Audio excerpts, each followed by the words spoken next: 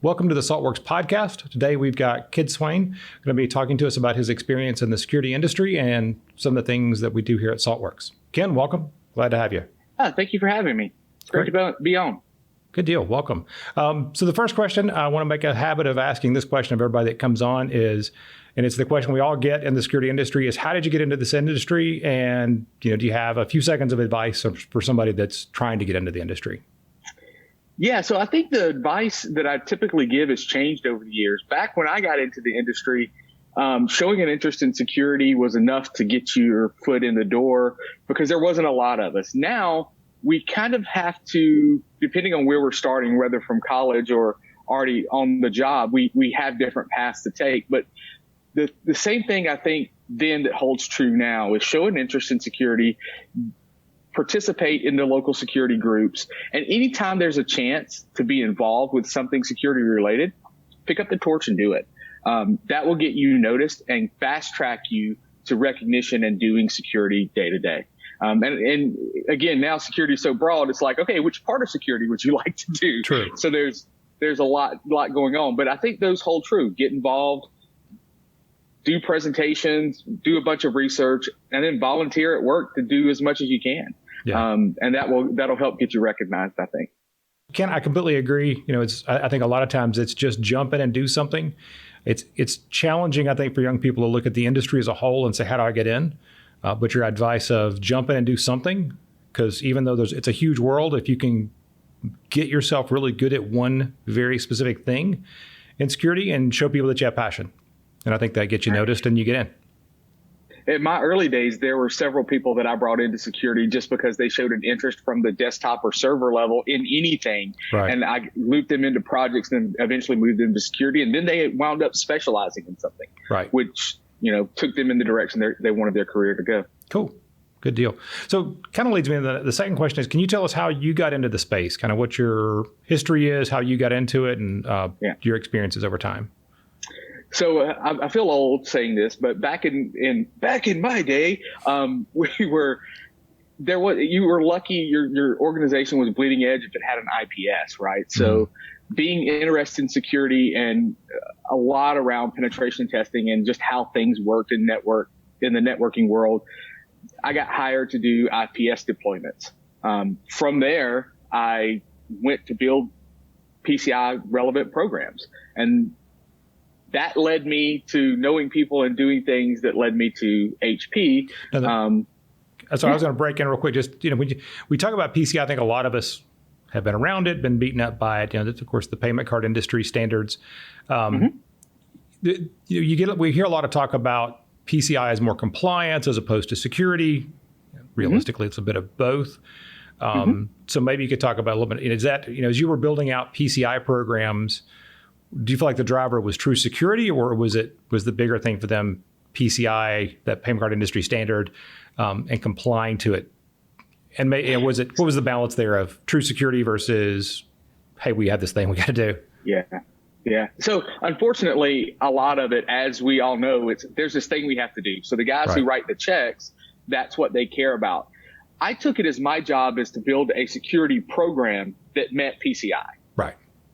Okay. So makes sense. It was kind of, I'm going to build a secure program. I'm going to build a security program that's going to do the best that we can. It's just, I need to make sure that I'm covering the bases of PCI. And you'll find that if you do security well, you cover compliance. If you do compliance well, you don't necessarily become secure. Good. Okay. Good point. Yeah, I just want to ask about that because I know that's a lot of us in the industry have been affected by PCI over the years, the payment card industry work. So it's always kind of good to get people's opinions. So sorry, I interrupted you. No worries. From there, again, I went to HP after the WebInspect acquisition, which is near and dear to your heart. Yep. And at the time of the Fortify acquisition by HP, I kind of focused on the dynamic testing part of application security, pen testing work. And so there was an interesting split inside of HP at that time. So I went through the dynamic testing, the pen testing components. And then it took me to the evil world of sales, where I went to work for Sophos. And there it was interesting because at each step throughout my career, I learned something. I learned something about working with teams and trying to get things deployed when I was doing network-based stuff in IPS. When I was building programs, I learned how to work with executives and make them happy, and then how to work with the individual teams to progress my interest in the overall security program. At HP, I learned how to work with really annoying, no, I'm just kidding, work within large organizations to make things occur, larger than I had been a part of at that point. And then at Sophos, I learned how all the teams cross-communicated, because Sophos had their hands in so many things, from firewalls to full disk encryption, file level encryption, and of course, endpoint security. And so by the time you're rolling out all of those things, you're touching so many parts of the organization that if you don't know how to navigate those waters, executives at each organization can kill your project and cause it to become a non-project. So, it was an interesting time there, and I got to learn a lot about making various teams talk to each other that I hadn't had to deal with before. Cool. Yeah, I think your comment about HP and the fact that obviously, I think at the time when we were there, at one point it was the largest or one of the largest companies on earth. That navigating the politics of a big company, and obviously then lots of different business units, as challenging as that can be, it also, I think we're seeing it a lot now as a provider, even though we're a small company, where we're working with very large companies and different demands on developers and security people. And so I think HP was a good sort of forecaster for me of what was coming. Of just customers, and everybody has different challenges. We have customers that make everything from vacuum cleaners to supercomputers, and everything in between. So it can be an interesting time. So and it's also interesting that the language inside the same company, the language for each division is completely different. I got to learn that at HP. Yeah, you say one thing and it means something completely different to these guys over here. It's like, oh well. Yeah. So you've moved from, obviously, through different technologies, but you've also gone, in 2010 when you were in HP, that was sort of the first real jumping in with both feet into application security, and then worked in a couple of other places, and now back with Saltworks, and 2019 working with application security again. Maybe some of your observations of what was different from then versus now. I've been doing this for a long time too, and it's definitely changed. So I'd love to get your kind of thoughts on what's changed since, say, 2010 when you did it the first time to now. Yeah, so it was interesting back in those days. It was often, why do I have to do this? Right? Like, this stinks. I don't want to do it. Why must I do it? And it was really isolated to only a few departments. Mainly, if you had an InfoSec department, they were the only ones involved at all. Right. I don't want to bother development. I don't want to bother operations. This is strictly us doing it. And so dynamic testing was really the only way that you could kind of make that happen. And you had to find ways to get developers to fix your problem or the problem you uncovered. And sometimes that just took a large hammer, which made security groups not very popular. Fast forward to today, and I think we can back up and say all of the news around all of the breaches that have occurred have helped. But now it's, how can we do this faster? How can we do this leaner? How do we integrate with our DevOps teams? And the real focus has been moving testing earlier, because back in the old days, we were doing it at the end. It was the things in production before we tested. And if we could get a glimpse of it before then, we were lucky. Now we've talked so much about catching it earlier and that reducing the cost that we're shifting left almost to the point where we want to get the code in the developer's sleep, right? We want to analyze it before they ever even write it, right? So that's and that's kind of where we're at today, and really trying to strike that balance of understanding we've shifted left as far as we can, but how much are we impacting overall value, and how do we assess the actual risk that's brought to the table by these individual vulnerabilities? Because everybody wants to say that a SQL injection is a SQL injection is a SQL injection, which is not really true, as we know, right? I mean, if you've got taken a risk-based look at it, and I think that's where we're all going today, is a SQL injection on an internal app that's used by 15 people in one department that you can't even get to it if you're on VPN. You have to be on the internal network. And then you're behind two-factor authentication and all of these things.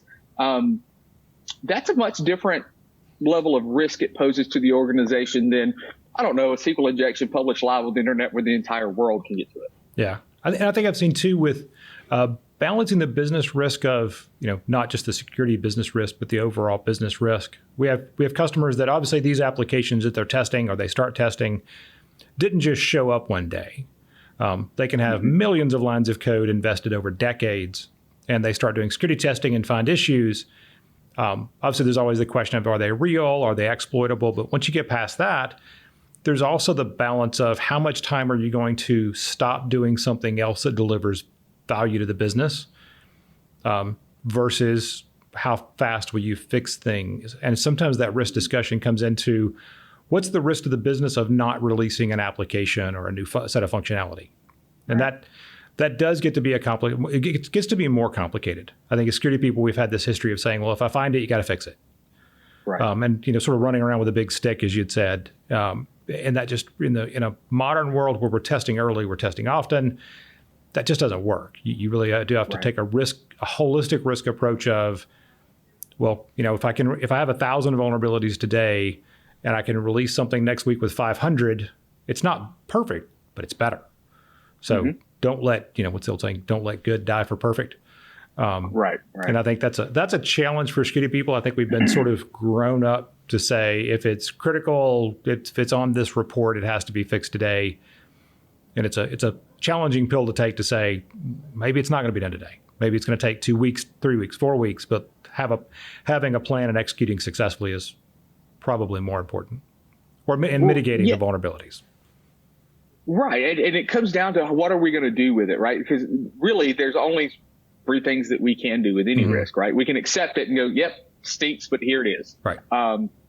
We can defer it, right? Yep. So I can fix it. Right. Right. So and you can transfer the risk, right? And, well, I'll just get a bigger insurance policy. It's not what your customers want to hear. Right. It's not, but we can do things to help mitigate that risk. And a lot of times with application security, you'll hear people go, well, I don't need to worry about it because I'm behind a WAF. That has mitigated it, to the nth degree. Right. It doesn't, right? We know that it only buys us a little bit of time. So we need to still get it fixed, but how much time is really the question. I think you made an important point too. I think, with the recent breach at Equifax was, in my memory, that's the first real big one where up until then, executive management, really above the CISO could arguably say, well, I trusted the CISO. They didn't do what they were supposed to. And that CISO could be the sacrificial lamb. That was the first time in my memory. I know there's other ones that are, I'm just not recalling, but where we saw the CEO, multiple business owners went down for that. So this attitude of, oh, it's the CISO's fault and responsibility and they'll get fired. I think those days are ending quickly. I think we're seeing that more and more where, and you see CISOs, requiring business risk acceptance from business owners. And so now it's a better approach, which I think it's a good thing. I mean, as a customer and, somebody uses these systems as a customer, I want them to take security seriously. Just like when I buy a car, I want the folks that design the safety belts to do a good job. I don't really care who has the risk. I want it to work at the end of the day. Right. So I think it's a good thing. Well, good. Something you've worked in a little bit. I wanted to talk about quickly. We talked about, kind of risk and a risk-based approach to things. I think another thing I'm seeing over that's more perceived now is the concept of executive visibility. So as an executive, as a chief security officer, as a CEO, certainly as a head of development, you want to understand what kind of vulnerabilities do I have and where are they at? And, am I fixing them? Those kinds of things. And I've seen people try to use GRC systems, governance risk compliance systems, which are, traditionally network security, or I would call it more operational security type devices where there are a list of things that are in production today. We got to go fix them. I'd love to get your thoughts on kind of what have you seen people using, shortcomings of those, things that burn them, that kind of thing. Yeah. So, visibility is important, right? So executives, unfortunately, their time is tapped so thin that we really have to get their attention and show them what they need to know and need to make decisions on quickly, which is a much different conversation than when we have it with a leader in the development department, right? They need to know where it exists and things like that. And the executives, depending on what they do, might have different needs. And a lot of the tools, take GRC, the two whipping boys for failed projects inside of security are GRC and SIMs. They just fail more often than what we would like them to do. Right. And part of the reason is that we try to look at those tools and modify them in such a way that they're the end all be all, push the button, make things happen. Yeah. Well, if you do that, if you try to make them that, they weren't originally designed to be that way. So now you're not getting the initial value that you wanted out of the tool, and you're expecting it to do more, and your executives are still not getting the visibility there. Right. So it's led a lot of people to do various tricks, I guess, to get that kind of visibility, and I've seen that fail more often than not. You really need a tool that focuses on development as a whole and information security inside of development and the reporting structures that need to be in place so that a manager of a development team understands where vulnerabilities lie, what they need to go address right this second, what's going on versus what the CFO might want out of the tool, right? Those are going to be way different, and it needs to be able to scale along that path to give the information to who needs it. Right. I think, we've been working on a product called SaltMiner, which kind of aggregates vulnerabilities and compliance. And one of the reasons we're doing it and what our goal is to give that kind of insight, because if a defect, a vulnerability ultimately is a defect. A defect in development is radically different than one in QA or pre-production or production. If it's in development, then the developers need to understand it, but it's a bug. They get bugs all day long. They fix them. That's just the life of a developer.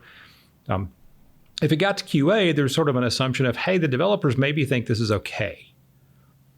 So now we need to pay a little more attention to it. If it goes to pre-production, that's effectively that development team asking to ship this thing into live production, and security is going to get involved at that point. And if it's in production, you have risk you may get hacked, breached, sued, all the bad things. So they bring different levels of priority based on where they're at, and that's one of our goals with some of the tooling we're developing is to give that kind of visibility. Because GRCs, they weren't designed to do that. So it's sort of if all you have is a hammer, everything looks like a nail situation. And that's not the best way to do it. I think it's unfair to GRC administrators or people are implementing those programs to ask a solution to do something it just wasn't designed to do. I mean, use it like it was designed to be used, and it does a good job. I mean, it's like everything. ERP in that aspect, right? There's a lot of businesses that hack together they buy a good solution and then wind up destroying it by trying to make it do everything. And it just was never designed to do it. Yeah. So good. Well, the last topic I wanted to get on, and this might take a few minutes of our talk, is the relationship between Security Operations Center, SOCs, and application security. Like everybody that watches TV and they see some security people monitoring, they see the, people sitting in a room with all the big monitors and the flashy light things, and it looks cool. That's the Security Operations Center. Obviously, it's not as sexy as that. It's typically a whole bunch of people with a whole lot of computers reading a bunch of logs, trying to figure something out. That and application security traditionally have been very, very far apart from each other to the point that a lot of times, the AppSec person can just go, yeah, they're in that room. That's the extent of the integration.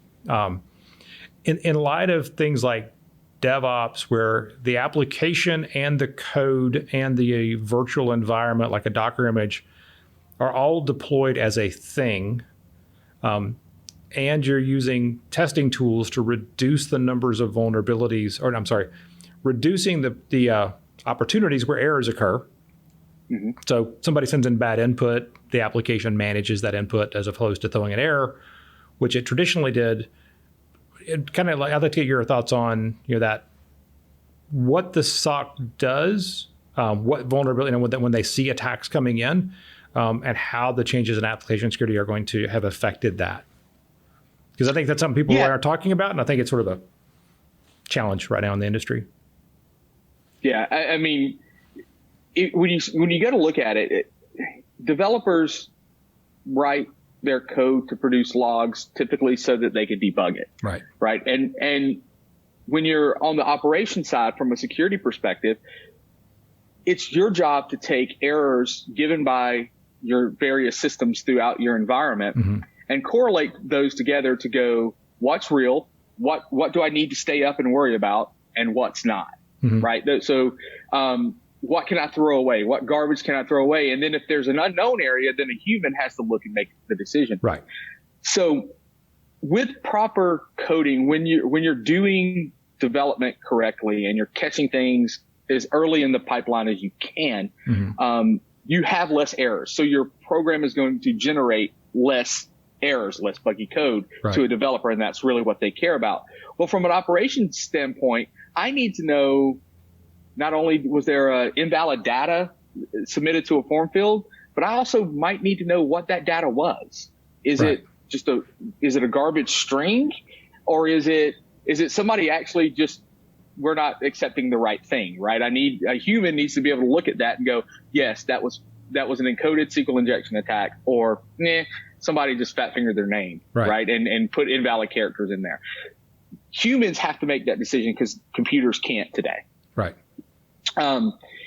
So there's that challenge. How do we get to a happy medium where we're getting what we need to make operational decisions, but we're not overloading the system and turning our SIM into a log collection agent? That's all it does is logging. Right. And I think that the real issue there is producing use cases that are effective. And to do that, we need data from lots of different locations. So one of the things that over the years I've seen fail to go into a SIM is our vulnerability data. What was our last vulnerability check? What was found? That needs to be in the SIM, because that's going to help correlate the information I get from other systems. So if I know that, hey, in production, I've had to accept these flaws because we've got to get this application out there, and it's these particular vulnerabilities that might exist in this application. We've got mitigating controls in place, but these are what we're facing. That needs to go into the rule in the SIM, so that when something occurs that's in one of these areas, I need to pay extra special attention. Right. Maybe I need to send certain data to save lists so that then that can be correlated to other events coming in. And I need to get a really good view of that. And that's where we fail at a lot of times, is even producing the use case that would even tell somebody that we need that kind of information. And much less getting somebody to understand what that is and to give it to us. Yeah, I think, we work with developers a lot. And one of the things we work with them on is helping them understand what they should log. So as a developer, you've got, you need to log. And I was a developer most of my life. First thing is, as a developer, I want to log is when something bad happens, or when some process, I want to understand, is my application running correctly, or is it having errors? So that's one kind of log. And then there are, of course, error logs, something I didn't think of, crashes. I want to know that. Then there's performance logs, like how fast are things running, and am I running out of memory? And as developers, the more experienced a developer, they start thinking about more of those things. But a lot of times we don't think of as developers, and that's one of the things we talk to developers about and try to get them, is when something odd happens. So when that weird chunk of data comes into a form that's supposed to be a last name, and it's 1,000 characters long. Well, that's weird.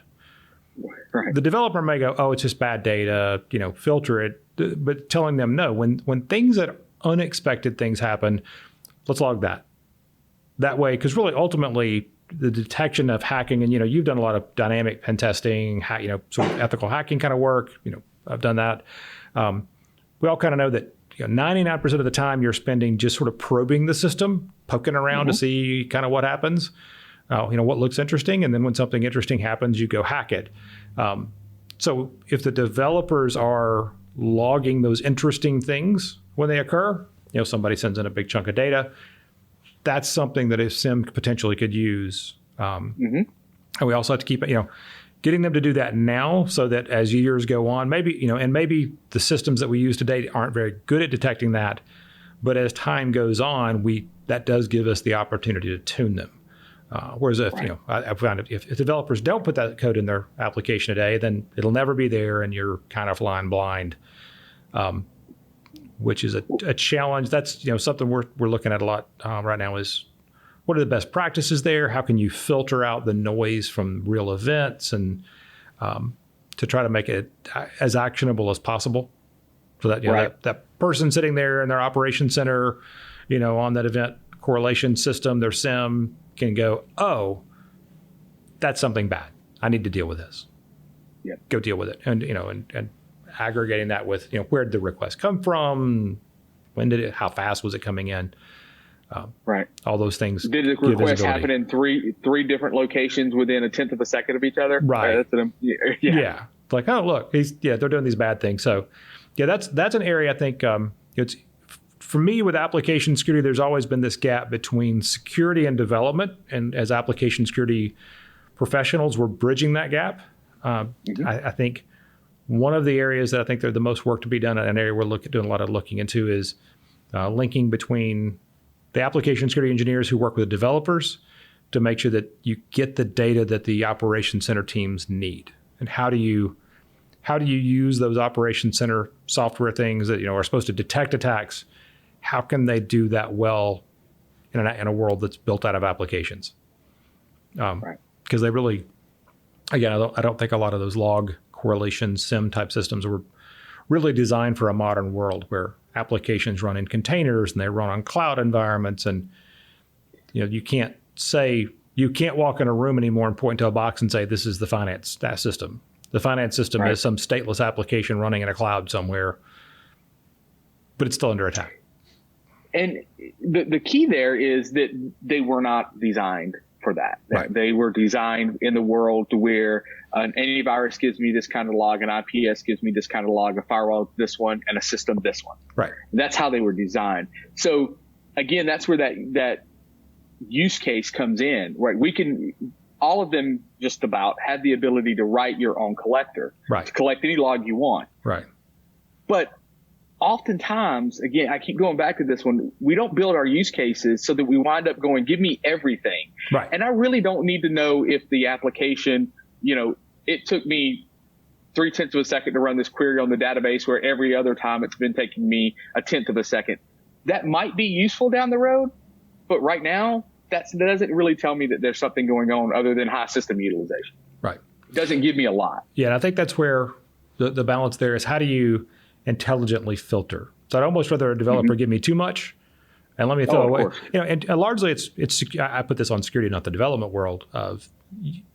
As a developer, I would say, okay, what do you want me to log? And honestly, I don't think there's a great answer for that today. So I would ask for more versus less, and then let us filter. Throw away what you don't need. That's fine. Over time, we'll get better at this. So good. Yeah. Well, good. That was my last question. I appreciate you jumping on the Zoom meeting with us, and we're going to be putting this out there as our first podcast. If anybody's got any questions, they can reach us. Give out your email address. I'll give mine. Ken at saltworks.io. Feel free to ping me anytime. Great. Thanks again for joining us. And if you want to send me an email, feel free to. I'm Dennis at saltworks.io. Thanks again for joining us, and have a great day.